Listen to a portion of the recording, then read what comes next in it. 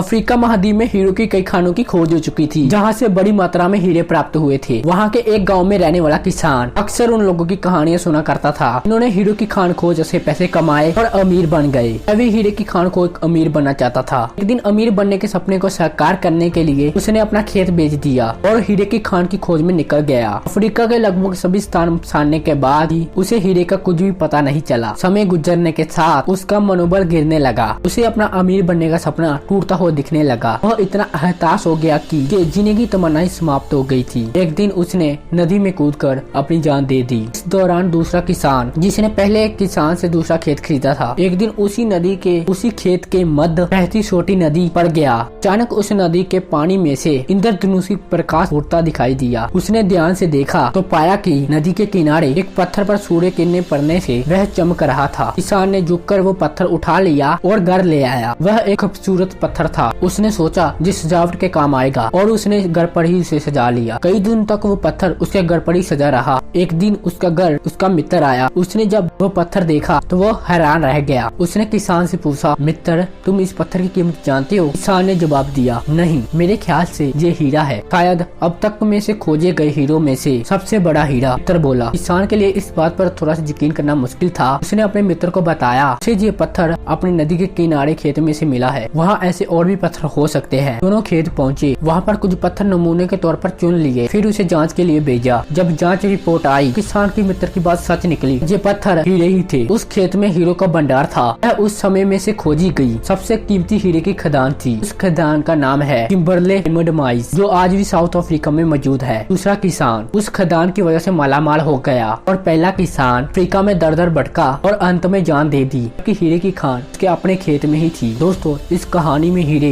पहले किसान के कदमों तले ही थे, लेकिन वह उसे पहचान नहीं पाया और उनकी खोज में भटकता रहा। ठीक वैसे ही हम भी सफलता प्राप्त के लिए ऐसे अवसरों की भटकते रहते हैं। हम उन अवसरों को पहचान नहीं पाते, पहचान कर भी उन्हें महत्व नहीं देते, जो हमारे आसपास ही छुपे रहते हैं। जीवन में सफल होना है तो आवश्यकता है बुद्धिमानी की और परख से और धैर्य से उन अवसरों को पहचानने की और धैर्य से लगातार कार्य करने की। इसके पश्चात हमारी सफलता निश्चित है।